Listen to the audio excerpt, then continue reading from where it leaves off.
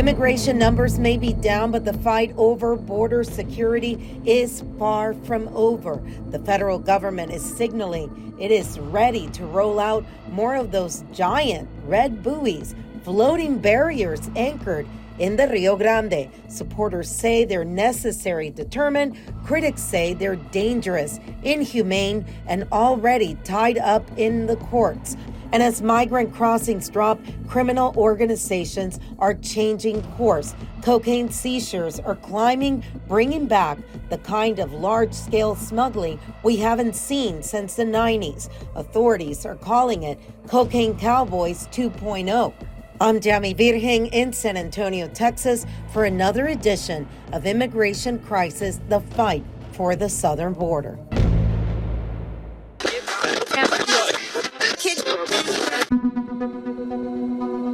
We're talking again about those buoys, the big red balls that are out in the middle of the Rio Grande. And this time the federal government is going to be putting about 17 miles of them.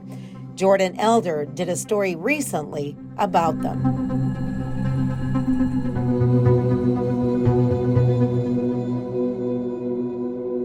I went out last August, was invited to kayak right beside them. So did have the opportunity to see them up close. And it was really pretty startling to see how much it has changed with all of the plants that are growing right beside and in between the buoys. Representative Vicki Goodwin, a Democrat from Austin, says new footage from the floating barrier in the Rio Grande is concerning. The buoys, for the most part, are not floating. They are sitting on top of sediment.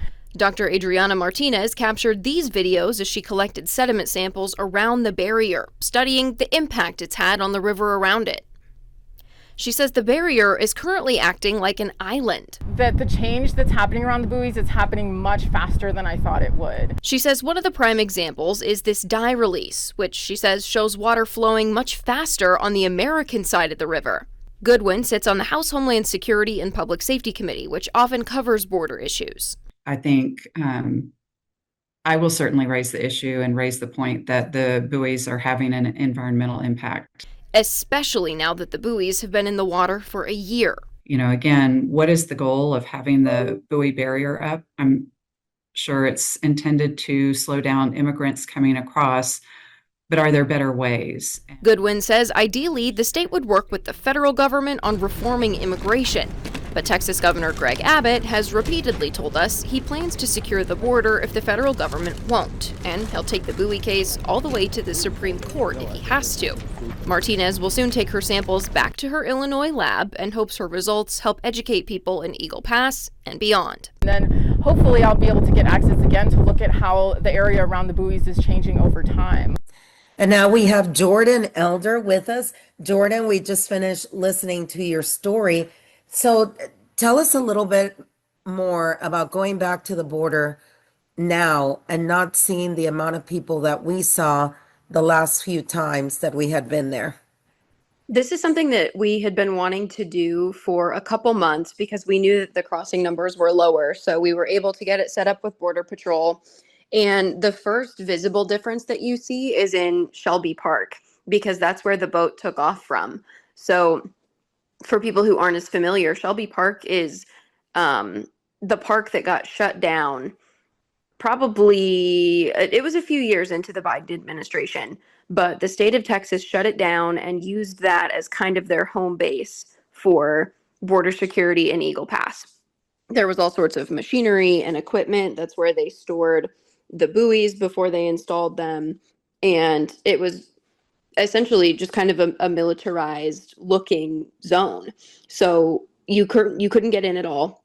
But when we pulled up today, we were able to drive essentially all the way down to the boat ramp where the airboats took off, which is new. They have loosened some of the restrictions on that park in the last few months. So that was kind of cool for us to be able to drive all the way back in there again, like we used to be able to be in like 2022, early 2023.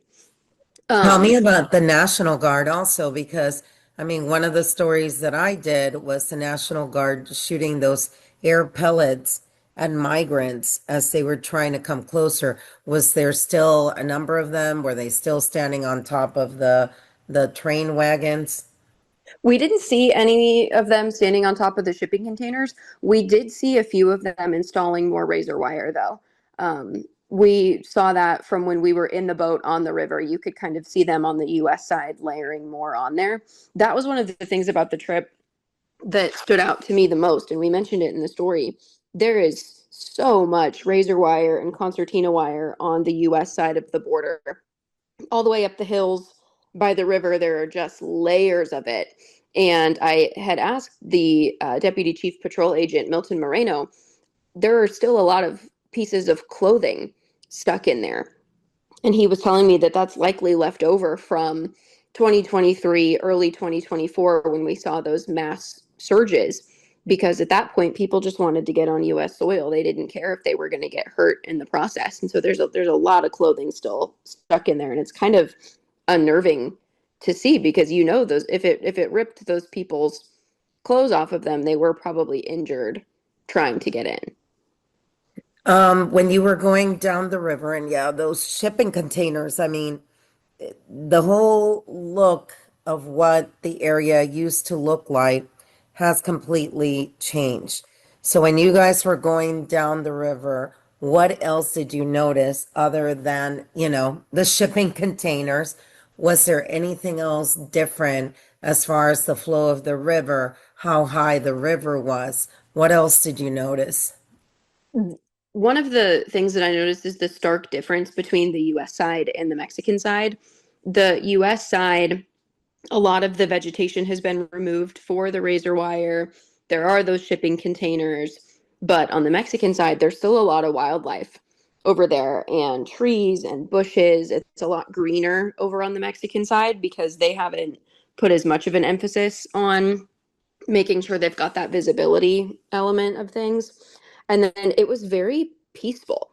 It really is such a beautiful river. And I had never seen it from that perspective before, but especially with the low number of crossings that we're seeing all across that sector, it was really nice, and the weather was nice. I can see why the community of Eagle Pass loves to be out on the river. It was really nice, and we went all the way up and down. We didn't see a single person cross. There were a few fishermen out on the Mexican side, and Border Patrol tells me that's usually pretty normal, but things were very quiet. And of course, you did see the alligator. We did, yes. I mean, again, those alligators have been there for a long time. They were not put there purposely as the ones out in Florida at, what do they call the facility? Alligator Alcatraz, yes. Yes, yes. So, I mean, for you guys to see the alligators out there, everything else, I mean, that wasn't put in there as a deterrence, right?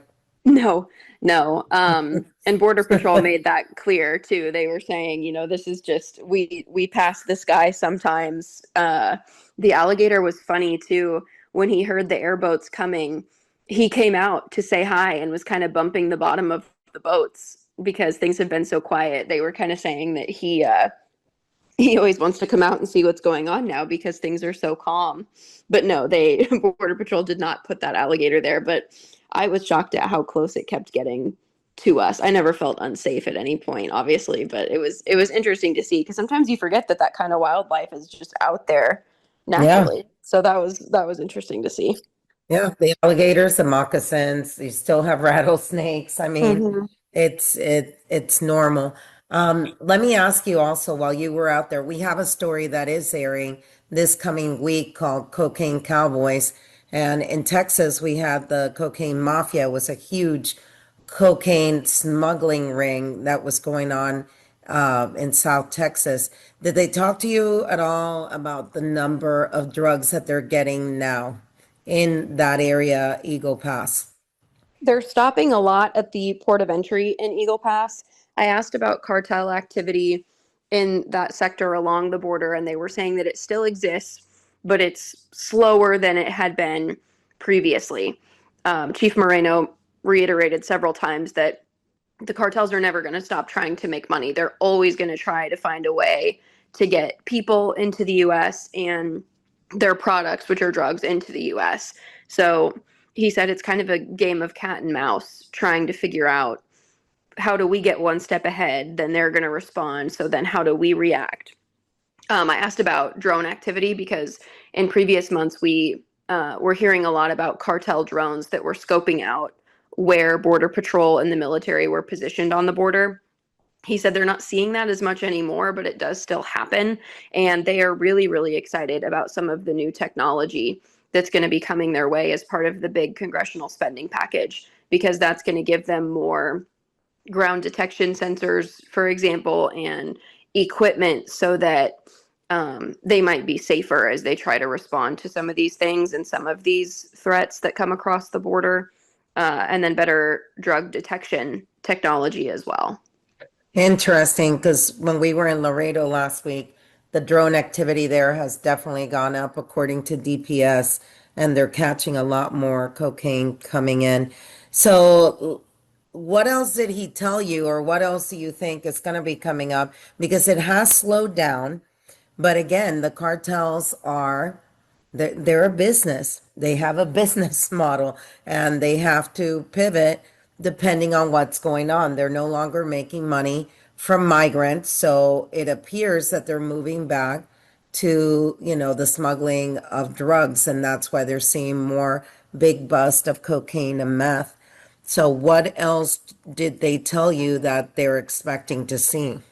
They are seeing a lot more brazen attempts to cross the border because the people who are crossing now, they've told me, are really not the people who are seeking asylum.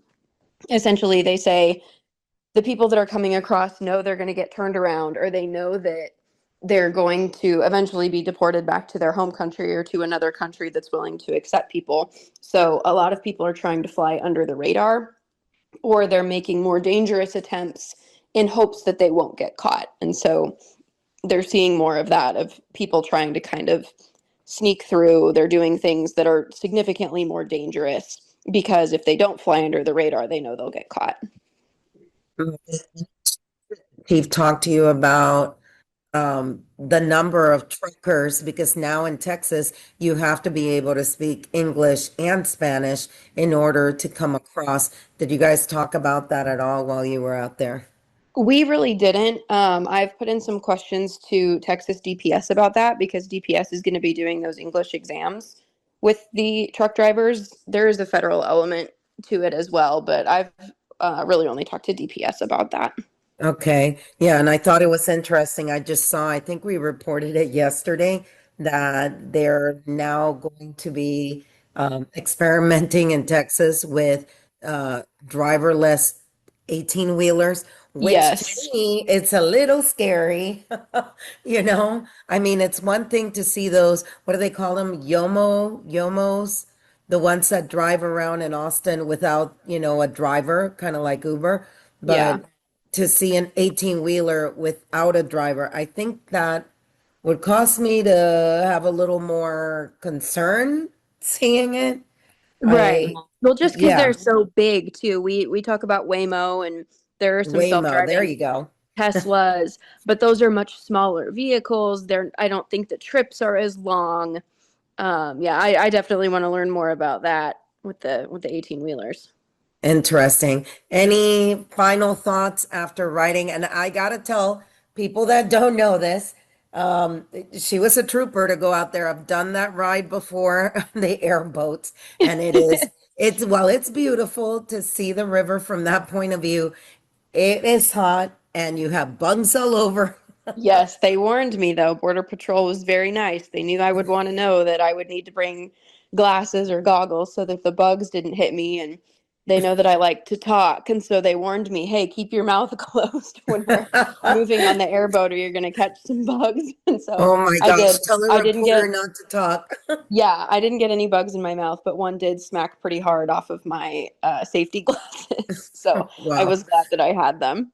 Yeah, and you're going pretty fast, and it's amazing to me how they know exactly where the low points in the river are because they go up and down the river so often. You have some spots that there is no water whatsoever. They navigate it really, really well. I noticed they kind of knew where to avoid and what path to take. It was really interesting to see. All right, Jordan, anything else coming up in the next few weeks?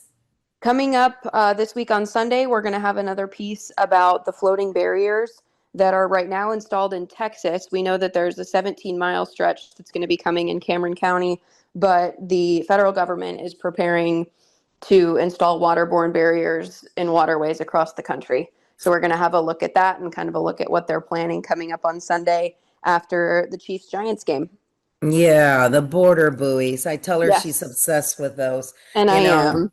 I mean, and in all reality, we spent some time there. To me, the video that was most telling, and I know I've shared it before, is when you see the migrants just walking along the top of it, laughing like nothing. I mean, they just walked on top of them and jumped over on the other side, and they're very expensive. So I really want to see what you get on that. Absolutely. And that's for some perspective. Right now, there's only about a quarter mile installed near Eagle Pass.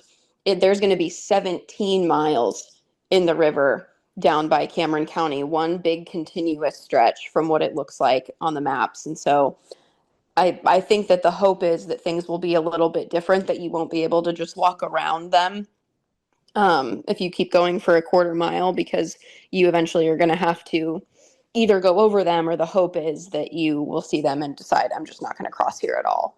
Yeah, and I mean, talking to DPS on the story that I'm airing next week, I mean, it holds true. The cartels have more money, criminal organizations have more money than Border Patrol DPS could ever have. So these buoys, for us to be putting them in and thinking that it's going to stop a major criminal organization that makes billions of dollars a year, it's kind of crazy, but let's see what happens. Thank you, Jordan. Anything else you wanted to give us coming up at Border Watch? People can watch it because I know we have a lot of people that tune in from other parts of the world. So Border Watch, you usually have it up on YouTube, correct? Yes, it's always on YouTube. We post it on both the News 4 and the Fox SA YouTube pages every week. So if you want a more in-depth look at this ride along, we gave you pretty much all of the footage as we were cruising up and down the river. You can see the full interview with the Deputy Chief Patrol Agent. All of that's on YouTube right now.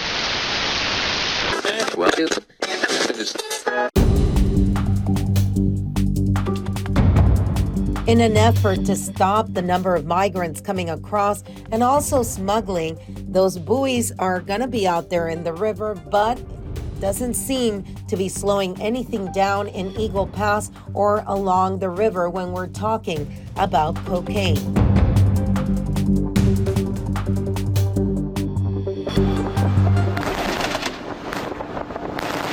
It's a surge most people were not expecting, but law enforcement was waiting for it. Just in the last few weeks, cocaine has surfaced across South Texas highways, neighborhoods, Get down! Get down! Get down! Get down! and the Rio Grande riverbanks. Starr County DPS troopers spotted 4 men in camouflage crossing the Rio Grande. They dropped their backpacks and took off back into Mexico. Texas troopers found 69 pounds of cocaine worth more than $2.2 million. Webb County DPS stopped a Dodge Challenger and found 25 pounds of cocaine worth $150,000. And just recently, New Braunfels, officers stopped a pickup truck on I-35. A Seguin K-9 unit hit the jackpot, finding 44 pounds hidden in the floorboard. Street value, $1 million. 3 seizures out of many that investigators say highlight a bigger shift. For that seizure that we got of 69 pounds of cocaine through the river, right, that's something we don't generally see. Sergeant Eric Estrada is with the Texas Department of Public Safety. Multiple subjects running behind property with them. He says for years, migrant smuggling brought cartels billions, but with fewer crossings, criminal organizations are looking for other ways to generate cash. Now they're desperate, right? They're looking for other avenues to get money, right? And so this is one of the ways that they're getting money is through the smuggling of drugs. If we caught 64 kilos, then there's a whole lot more than what we've caught.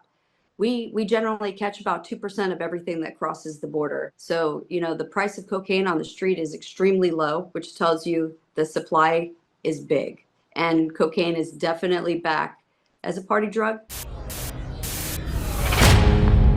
The shift now is a reminder of another era, the Cocaine Cowboys of the 1970s and 80s. Traffickers used small planes to ferry loads to ranch airstrips in Florida and Texas. So the term Cocaine Cowboys came from the 80s, 70s, and 80s. Very small aircraft going in and picking up significant amounts, big, pretty good sized loads, especially for cocaine, and flying them into airstrips, like a private dirt airstrip. He's got a duffel bag, he's throwing it in the grass.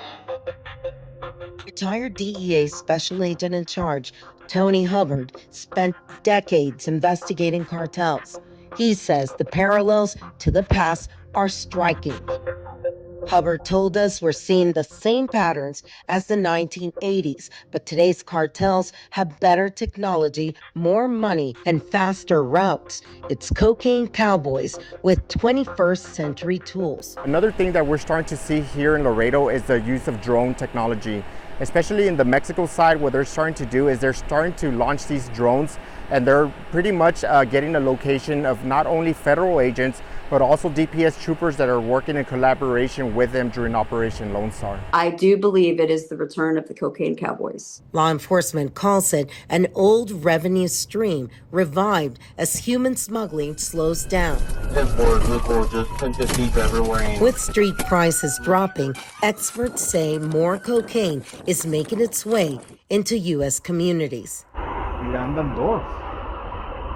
They have that advantage, right, where they could fly over us, pinpoint our locations faster, kind of build a map of where every DPS trooper is at and every other federal agencies that are assisting us during Operation Lone Star are. Driscoll says in the 80s, authorities relied on aerostats, blimp-like devices that could track low-flying planes. A critical one in Eagle Pass, Texas, was never replaced after storms took it down, leaving the sky open. The plan was to build a robust, layered missile defense system, and they were put up for the Cocaine Cowboys, and now they're back.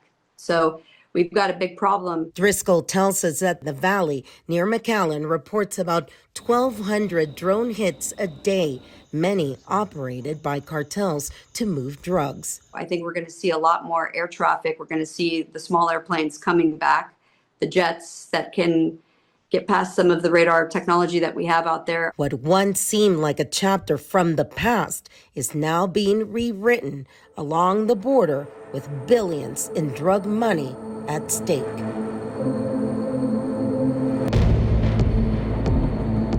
Thanks for joining us again from San Antonio, Texas. I'm Yami Virgin, where we continue to be the eyes and ears of the southern border. Join us next time for another edition of Immigration Crisis, the fight for the southern border.